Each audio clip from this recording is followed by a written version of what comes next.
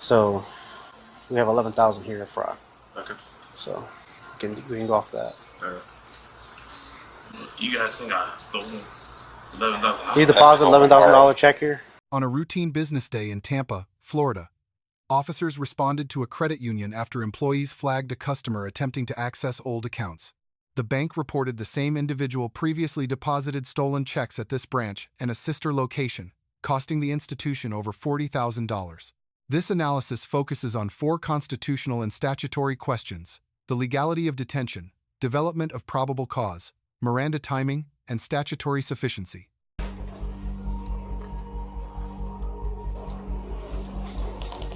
How you doing, sir? Good, how you doing? Good. Stand up. Enlist your fingers for me. We're just detained right Like now. your On print? arrest. So you're detained right now. We got a call that it might be a possible fraud for a certain amount. That's why I literally came in here. I've been coming you guys' office like a few days now trying to figure it out. Get on the arrest. Yeah, we're just trying to investigate. All right, just step out real quick. Sorry, just going on. You can't have to put on All right. No weapons, right? No, I'm good, bro. So you said that you were coming in here to find out about the fraud? Yeah, I've been calling these guys for weeks. It's been like, I don't know, a few. So I don't even use these accounts in months. Okay. I don't even have a point because I have other business accounts, and I've had them for like years. Okay. And then I got like a notice. Oh, sorry, I tried to log in online. I couldn't log in online. I called over the phone. They basically told me I had to come in and like pay some fees. Okay. I came in. Let's walk back here. So this your wallet right here? Yeah. Your ID in here? He has my ID. Oh, you got it? All right. Let's walk over there. Okay. Yes. 616 copy of Florida 27.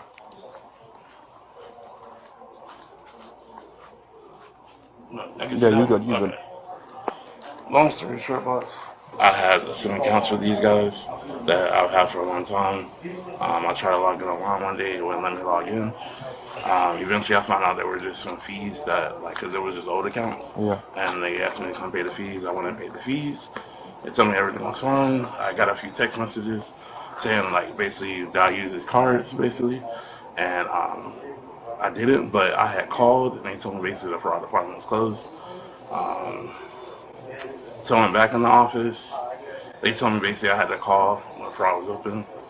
I called fraud. Basically, they told me that I had to come back in here because they don't. They basically couldn't help me over the phone, and so I'm here now. I don't know even So what you accounts know- is even in regards to. They won't even tell me what accounts is. Okay, so you opened the accounts and you haven't used it for years. You're saying that? It depends on what account. Like some accounts not for months. Okay, Yeah. so for months, and you got some notifications that you got possible fraud with the accounts, and now you coming in here because you had some fees related to some of the accounts. Well, no, I already paid the fees. Okay, so you paid the Yeah, fees. so I got you were everything just. fine. So what were you doing in here to find out So about they the fraud? brought- yeah, Okay, to see what they think is fraud or whatever. okay. Because how did you get the notification through It was a like text text or a few something? weeks ago. Yeah. Okay. And this is like my second or third time Trying to come in figure here. out. Yeah. Okay. Because the other time I went, they told me everything was fine. Did you go to this I went one to or South Tampa? Tampa. South Tampa? Yeah. Okay. All right. So when was the first notification? You might look at my phone. Okay. All right. Let me, you mind signing up? Yeah. Okay, say that again, Anthony. So we're filing against Mr. Stocker because he presented several stolen checks that we had to pay back to the financial institution. So Mr. Stocker owes us $29,731.01. I have also filed this with the U.S. Postal investigators, but the fact that he's back on our property, we don't want him around. He explained to you right now that you're not currently under arrest, you're just being detained. Yeah, I'm sorry. I'm just a little shaken. I wasn't expecting any of this. So. Okay. It seems like when they ran your name in their system, it's flagged for some reason that you're a suspect in a fraud case against GTE. Oh, okay. So whatever they're investigating, whether it's an internal investigation or if it's something criminal. But as soon as he ran your name, it popped and flagged. So. So for something like this, do you give the person like a chance to pay it? Because he said he came in here several times. He went to the South Tampa location to try and figure out like the fees. I guess he said it was fees that he had certain accounts opened up. No, so he deposited stolen checks they're easily stolen. He's not a trustee for the trust account that he presented these trusts, and he filed a bogus filing on Sunbiz. So I've been working with the U.S. Postal investigators because he stole several checks. But I called him, I spoke to his mother, I told him you owe us $29,000 and we're gonna file against you and don't ever come back to GTE. Then he came and he opened new accounts. So we want him trespassed and we want our money. He committed fraud for GTE. Do you guys have a case open with a police department or anything? Where did he deposit the checks? Which location? I think it might be South Tampa. South Tampa and here. In this location? Yes. So the amount that was. So how much was the check that was done here in this location? $29,739.01. That was what he deposited here or withdrew here? Yep. Okay. Because you said something about South Tampa. Was it all here at this location? Oh yeah. So sorry. Yeah. South Tampa was the 29. That one was $11,052.29. And we have since then received the reclamation for that check. So both checks have returned. So he actually owes us $40,791.30. I was just in South Tampa GT for 3 hours trying to get everything straightened out. They told me everything was fine. So wow. Okay. Listen, we don't know either. We'll figure it out. Whether it's something that Tampa's investigating or something that they're internally investigating. We're not really sure yet. So. I haven't used accounts in months. Okay. I was just trying to log in and see. Do you usually typically use GTE for your financial institution? To be honest, I stopped. This is ironic. I stopped. But you still have active accounts here? Yeah. Okay. I just have a few accounts Navy. Most of them with Navy Fed. Okay. Yeah. Are you a veteran? No, my dad and granddad are. Okay. Yeah. We didn't get notification until June that the checks were a fake check. That's what Wells Fargo, I guess they were doing their investigation. You have video footage of the person who actually deposited the check? Yep. Okay. Yeah. Yeah, we need to see that and make sure it's the same person. Because if not, then. Okay. Yeah. Hang on 1 second. Let me attach that as well. Yeah, I have everything right here. So it's definitely him. He's pretty. That's all we really need. Yeah. Positive identity. We can charge him with whatever you want. We can trespass him. And you want to file charges, right? Yes, sir. Okay. Sit forward real quick. No, just sit up, move, shift forward. There you go. All right. When I'm gonna release. What is it? This one that hurts or this one? This one. Okay. Deposit the check? Yep. That's it. Sure is. You print the picture out and the check and all that. I think that'd be perfect. That's all we really need. Yeah, they're getting the information now, so we'll see what happens. What's going on? Currently, he deposited $11,000 in this location. So they're at $11,000 from here, $29,000 from somewhere in South Tampa. There's no open investigation anywhere. Okay. They'll just do the postal investigative unit or something through the post office. Okay. So we have $11,000 here at fraud. Okay. So we can go off that. You guys think I stole $11,000? Do you deposit $11,000 check here? I haven't deposited a check in so long. I don't even know. Happened on February 2nd. In February, I don't know what. Yeah, I get you. We'll make sure. Hold on.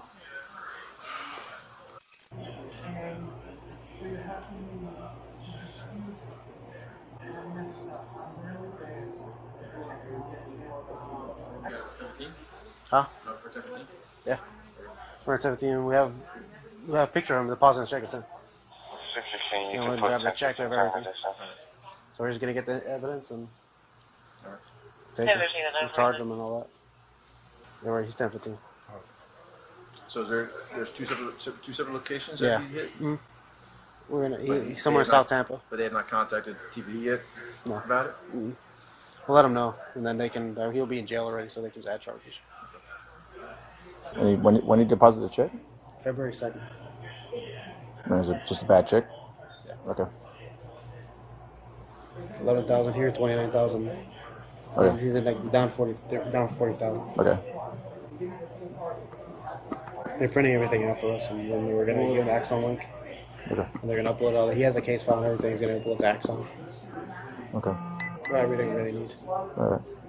You transporting or is somebody else We'll transporting? take it. Okay. So you guys think the checks are deposited at fraud? So as of right now, As of right now, you are under arrest. Okay, for check fraud. Okay. Basically, with the checks that you deposited, supposedly that they're saying were bad checks back in February. One here, one down in South Tampa. They put money in your account that was not technically yours. so they have video of you actually depositing the check, Yeah. and the checks are bad. Checks are bad. But I mean, that's back in February. What was Yeah, wrong no, with the check? the money they got deposited in there was bad. So like they actually are out of money. So they actually are down 40,000. I don't know where you got those checks from, but Those checks are from our business, so Wells Fargo.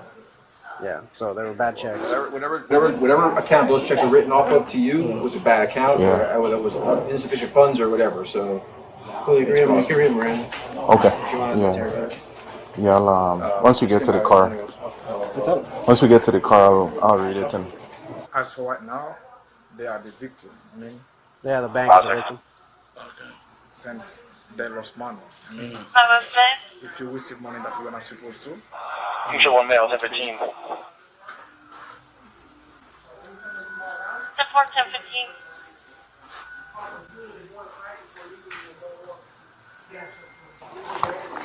Can you guys give me an update on, I guess? Yeah. So right now they have you on a depositing and withdrawing on a fraudulent check. So the check was cashed for 11,000 and change. It looks like the post office right here. Okay. The post office flagged you for, I guess, using these stolen checks. And then once they came back, then because once we run your name, it's flagged. You see? So, all right. Right now, I'm gonna search you, and then I'm gonna read you your rights. Okay? Searching. No. Just your face. Yeah. All right. Have you sit down. Wait. Let me unbuckle this real quick. Try not to lean on the cuffs, or it's gonna dig into your skin. Yeah. I'm sorry, say again? Don't lean on the cuff, so just lean forward a little bit. You have the right to remain silent. Anything you say can and will be used against you in the court of law. Do you understand these rights? Yes, sir. Yes? Yes, sir. Okay. Are you willing to answer questions or make a statement without an attorney being present? That's a question. No? No. All right. Under Terry versus Ohio, an officer may briefly detain a person on reasonable suspicion. Florida codifies that authority at Florida Statute Section 901.151. Reasonable suspicion requires specific articulable facts, not mere hunches. The bank's internal fraud flag combined with employee identification of the subject satisfies that standard. Critically, United States versus Hensley extended Terry authority to completed felonies, which is essential here because the alleged fraudulent deposits occurred months earlier. The detention is therefore lawful at the moment of contact. The officer's verbal language, telling the subject he is being detained, is constitutionally precise. Probable cause is defined in Beck versus Ohio as facts and circumstances within an officer's knowledge that would warrant a reasonable belief that an offense has been committed. The transition from reasonable suspicion to probable cause occurs precisely when the bank produces a surveillance still identifying the subject as the depositor on the disputed transactions. That documentary evidence elevates the encounter from investigative to custodial, corroborating the reporting party's account with objective proof rather than mere accusation. Without that corroboration, an arrest based solely on a witness statement would be vulnerable under Illinois versus Gates and its totality of the circumstances framework. The Miranda issue requires careful analysis. Miranda versus Arizona requires warnings prior to custodial interrogation. The trigger is two-pronged. Custody plus interrogation, not arrest alone. Berkemer versus McCarty clarified that on-scene investigative questioning during a Terry stop is generally non-custodial and does not require a warning at that stage. Here, the officer issues Miranda at the patrol vehicle, after handcuffing and before substantive case questioning. This is constitutionally precise timing under Berkemer. The subject's earlier spontaneous statements during the detention phase remain admissible. The right to silence must be invoked unambiguously under Bergwis versus Tompkins. Florida Statute Section 831.02 governs uttering a forged instrument. The state must prove publication of a false instrument, actual knowledge of its falsity, and specific intent to defraud. The knowledge element is the prosecutor's hardest hurdle. Constructive knowledge is insufficient under Florida case law. Actual knowledge must be proven beyond a reasonable doubt. However, the bank's claim that the defendant returned and opened new accounts after being expressly warned away substantially strengthens the knowledge element of the charge. The companion charge under Section 812.014, grand theft, applies at the third-degree felony tier for property valued between $750 and $20,000. The plea outcome illustrates a Florida-specific doctrine. The court entered a withhold of adjudication, meaning the defendant pleaded guilty yet no formal conviction is entered. Under Florida Statute Section 948.01, withholding adjudication preserves civil rights and avoids the convicted felon designation, provided probation is completed successfully. A probation violation, however, permits the court to revoke the withhold and impose adjudication retroactively, transforming the plea into a permanent felony conviction. Can I ask you a quick question? Can I call my mom? You're gonna have that opportunity at ORJ. That's what you gotta do. Okay. All right. I was supposed to pick her up from an appointment. Okay. Well, I'm sorry. At like 9. I think somewhere between like 9:40. Is she at the place now, or are you picking her up from her house to get to her appointment? No, she was probably at the sorry, this is so much. Sorry. All right, so no, she's at the car repair place, and so I just wanted to tell her. Or do you have sisters or brothers that could pick her up if she calls you? Family? No, I'm not only child. Probably. That's your mom. You want me to answer? Yeah. All right. You have a few minutes just to let her know. Okay. All right. Hey, mom. Hey, listen. I'm being arrested right now because let her know for what? I know. I'm being arrested right now. They think that I have some kind of check fraud situation going on, and I don't know which jail are you guys taking me to. Orient Road Jail. Oregon Road Jail. So I need you. Yes, mom. Listen to me. So I need you. Basically, like GTE is saying that, I guess 2 of the checks, from like business checks or whatnot, like they didn't get the money back from it, and basically, so they're saying that it's check fraud, and they didn't let me know anything about, like, I guess like them not being paid. This is like back from February, is what they're saying. Well, this one is from February. Yeah, okay. I don't know the exact dates. I guess they haven't given me all the information. But yeah, I don't know. I wish they would have just let me know the money wasn't there, because I could have just paid them the money. It doesn't make any sense. So what do you want me to do? I guess I was gonna have to wait until I get out of. All right, just let her know you're gonna be there. I'm gonna be in Oregon jail, and Okay. I guess I need you to figure out how to get me out whenever what is it? Like Yeah, you have the opportunity to call her at the jail. All right. Also, it's still early. It's possible we might be able to get out early if we see a judge today. Yeah. Okay. All right. Thank you. The Tampa police officers earn a grade of B+. Detention language was precise. Witness separation preserved statement integrity, and probable cause rested on documentary evidence. Miranda timing was textbook. Force never exceeded routine restraint. Communication was calm and explanatory, with no escalation despite an emotionally charged arrest scenario. The defendant earns a grade of C+. Credit for invoking counsel after Miranda, debit for 10 minutes of damaging pre-warning statements about the very transactions at issue. The bank earns a grade of A- for thorough documentation and immediate evidence production, with a small mark-off for inconsistent internal communications across branches. 3 critical lessons emerge from this encounter. First, the right to remain silent is a constitutional shield, but it must be invoked unambiguously under Bergwis v. Tompkins. Pre-Miranda statements made during investigative detention are generally admissible. Cooperation without legal counsel can eliminate defenses before charges are even filed. Second, for law enforcement, documentary corroboration before arrest is the gold standard. Witness identification alone is fragile. Surveillance imagery prevents suppression challenges. Third, for institutions, internal communication inconsistency creates legal vulnerability. A defendant told different things by different employees has a ready knowledge defense. This case demonstrates how a financial institution's documentation discipline directly determines whether a prosecution succeeds on actual knowledge under Section 831.02. Let us know your honest thoughts in the comments below. Thank you for watching, and don't forget to check out our second channel, Street Bodycam, for even more content.